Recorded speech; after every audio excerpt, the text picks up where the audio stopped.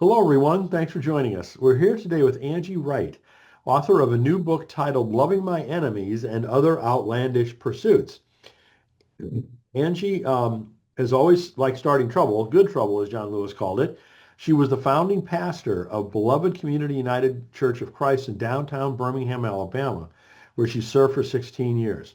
She was also founder of Alabama Arise and a leader in the statewide effort to overturn Alabama's anti-immigrant law.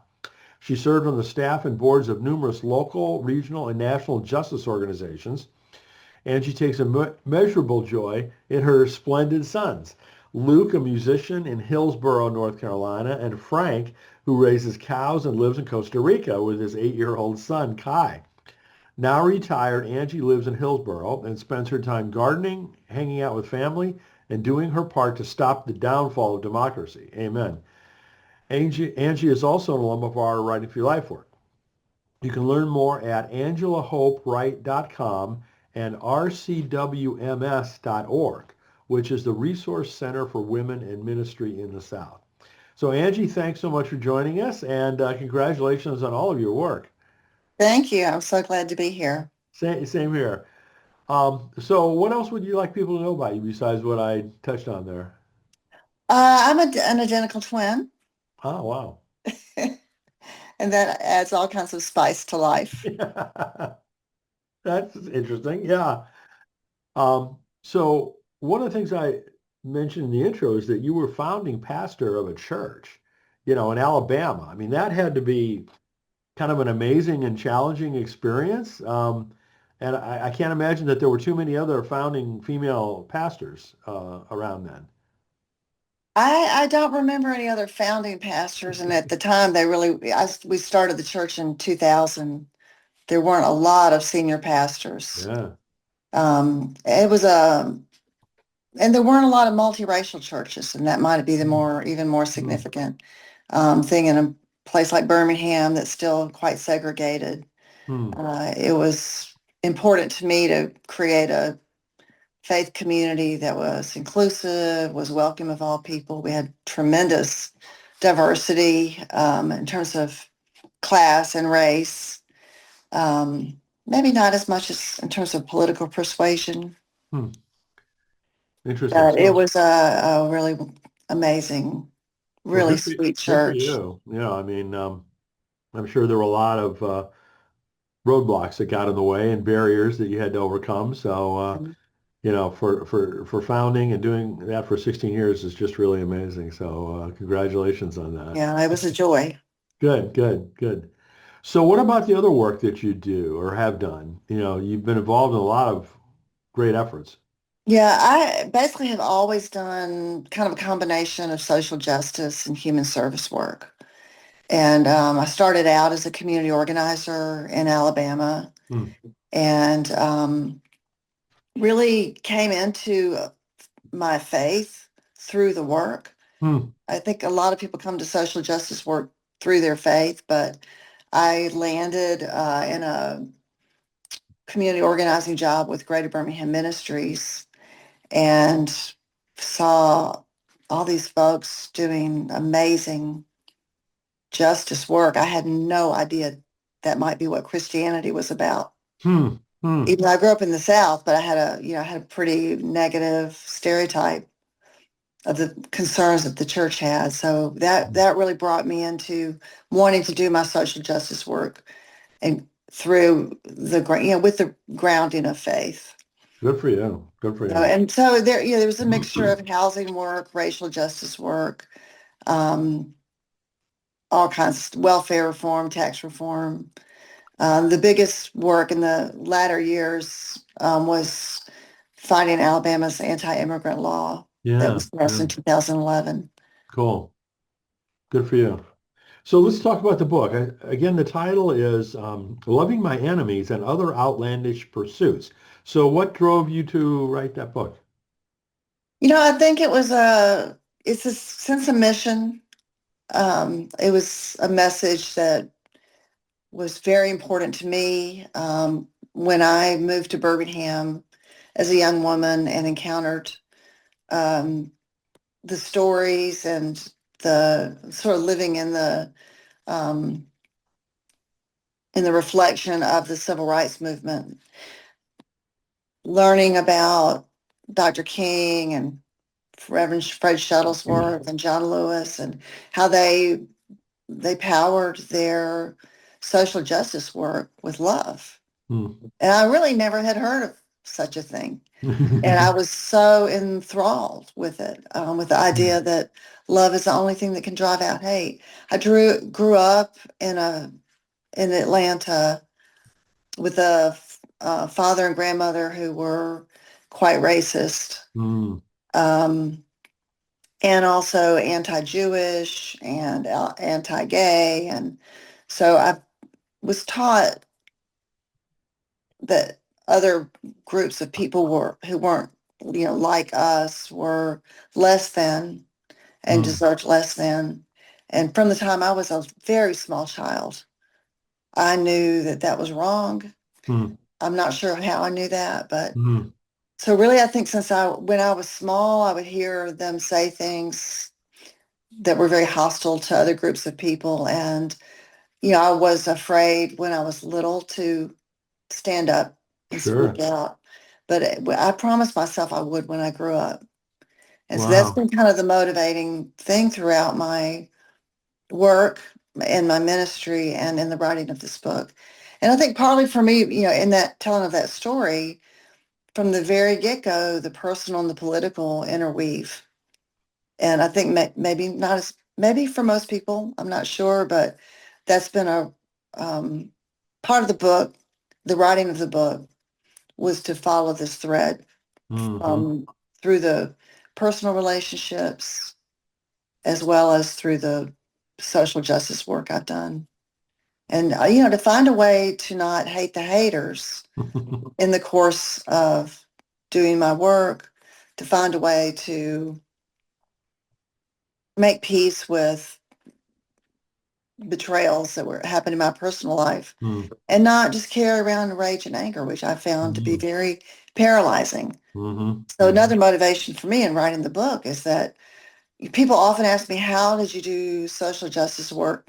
They always say, in a place like Alabama, Yeah, yeah. and for so long. And Mm-hmm. I think Mm-hmm. it is because I found a less toxic fuel than rage and hate. And I work hard at it. It's not easy. It's a daily practice, but I find that it's allowed me to stay in the work for my whole life. Well, I mean, one of the things I like about your book is it kind of addresses the question, what do we do about it, right? And your life has been, what do we do about it? It not just, pontificating on, isn't this a bad issue or whatever, or what the history of the issue was or whatever. You're actually doing things. So what you mentioned a moment ago, daily practices to help you avoid hating the haters, for instance. Yeah, Can you share what some of those are? sure. Yeah, I think that what to do about it is so important. I think especially for clergy. Hmm. And I think a lot of folks, we think what's important is you got to believe the right things. And for me, I really am taken with the idea that my faith is an incarnational one. So I'm called to embody what say I believe. Mm-hmm, mm-hmm. And so one of the main practices for me is showing up, Hmm. even if I don't have a sure role, even if I don't know what to do, even if I feel scared or nervous, even if people are saying don't go into that area of town.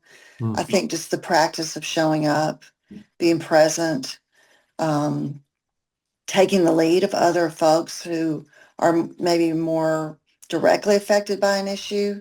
So I might have the right, you believe I have the right opinion about an issue, but I really try to take my cues and the lead from people who are directly affected. Hmm. So for instance, around immigrant rights, yeah, I've got a lot of opinions and positions about that, but I really try to be in proximity to people who are affected and listen and take my lead from the folks whose families and communities are directly affected.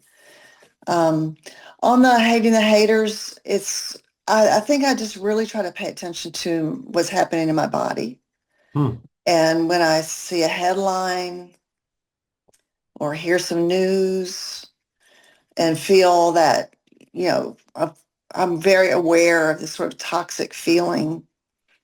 And I think it's important that to know, like the feelings are valid.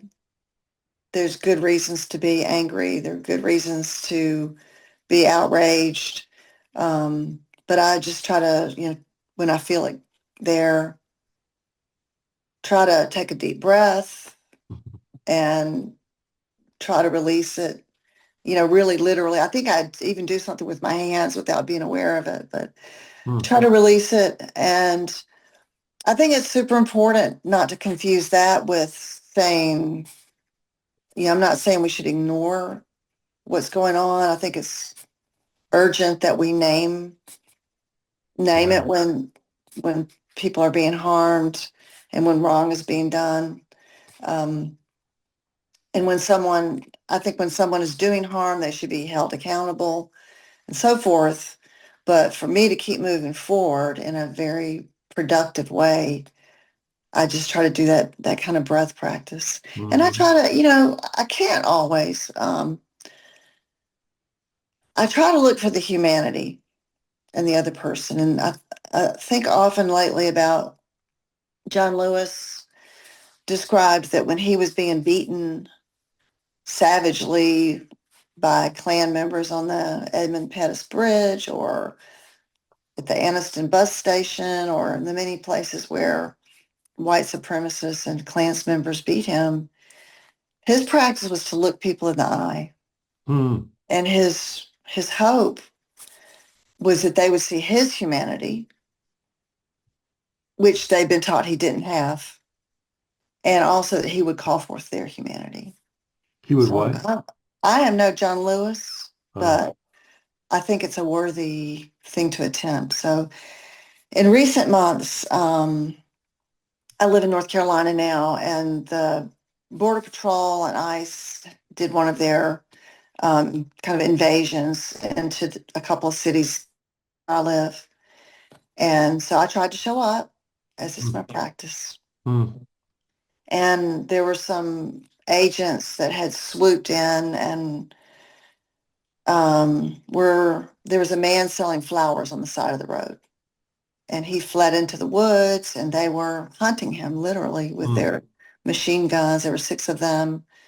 But I tried to look at them and just wonder, and I still do this if I see a nice agent in person or on the news, like, who's behind that mask? I think maybe some of the people behind those masks are vicious thugs like they appear. Um, but I think some are folks that might have been in a, financially desperate situation and they could get a $60,000 Yeah. signing bonus. Yeah. They could get a amazing salary and health benefits for their families and, an opportunity to work for the federal government, which like even if you have a criminal record, um, and maybe not a lot of experience, you can still get a job with ICE, depending on what it is, of course. But I don't know what the line, if there are lines drawn there. But so I think a lot about Renee Good as she was encountering these ICE agents. Mhm. I hear her voice. Mhm. I hear her voice saying to these men that are, or maybe there were women too, but decked out in a way that's hard to see their humanity when you see how they're, in these, helmets and masks and vests and machine guns. But, she's just in this I think, very grace-filled way without judgment, without contempt. She said, "Hey, I'm not mad at you, dude." Right before she was shot, right Yeah. before you can hear on the tape, one of the agents cursing her. Mhm. But I just can't, I wonder, if her voice isn't ringing in their ears Mhm. also. Mhm. And they're saying, like, this woman met us with grace. She treated us with humanity. At a minimum, even maybe she changed somebody in that moment. Even if she didn't, her humanity was intact to the I think very, she changed a lot of people, yeah, I think so. nationally. But it, I think so. Yeah. And it's an invitation to me to meet these folks without contempt Mm-hmm. and Mm-hmm. without hatred. And maybe it will change them, but at least it'll keep my humanity intact. And that's one thing I'm after. Mm-hmm. So So those are some of my practices. yeah, no, that's great. I mean, wonderful advice. I have to think about how I can apply those things myself more. It's a challenge some days. Yeah, yeah. So, I've interviewed many authors who've written about their journey through trauma recovery. And it's been clear that the process of writing their own story was cathartic for them. Did you find that to be the case too, or not? Yeah, that's a good question. I get asked that question often, and it's not a word I would use. Um, I think there was something very satisfying about telling a story and telling it well and finding the meaning. I think in a sense that's it, like finding the meaning and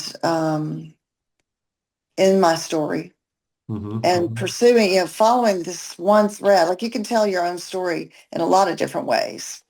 And some people that start young writing memoir, maybe write 5 or 6 memoirs with from different Yeah, vantage yeah. points and different angles, but just to follow this one thread about loving my enemies has just been super meaningful for me. So I've learned a lot about myself and a lot Mm, about, I can't say I've, maybe some healing has happened, some making sense of things, some attempt at even things maybe that, yeah, make peace with mm. various things that happened over the course of my life. I did a lot of writing that was cathartic that is not in the book because I Is that thought I would right? spare everyone else from that. But Wow, so wow. one of the best pieces of advice I've gotten about writing memoir is write everything. Don't Mm-hmm, censor mm-hmm, yourself in the writing. mm-hmm, And then decide later what you're going to keep, worry later about who's going to read it, but try to get, your true story down on paper. So I did that. And then, there was a lot that I felt, there were some things that I thought to put it in a book would not be a loving thing to do, which so then I would be mm-hmm. contradicting my own advice. So yeah, so I think it's very cathartic to write your story. Mm. And then it's a whole nother process to think about what would be of benefit to other people. It seems like you have a real skill in putting yourself in other people's shoes, understanding things from their perspectives. I don't know if that's exactly empathy or what you would call that, but is that something that you have cultivated?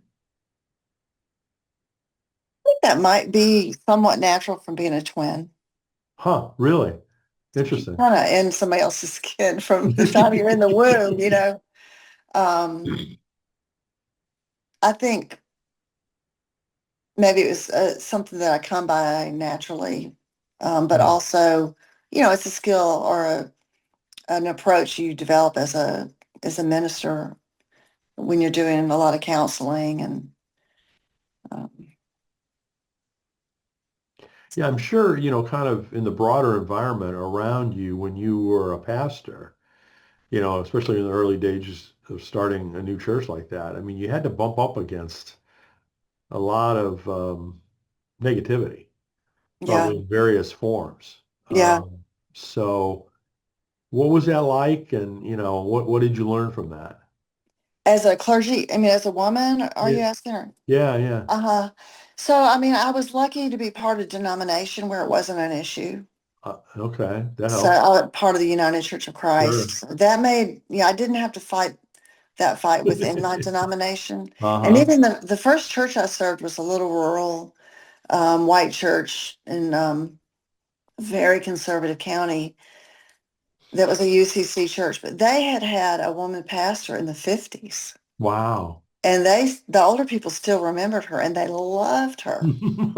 So, and they told her name was Annie Campbell. Well, I remember a little older lady came up to me and grabbed my hand and she said, "You're like Annie Campbell, come back home."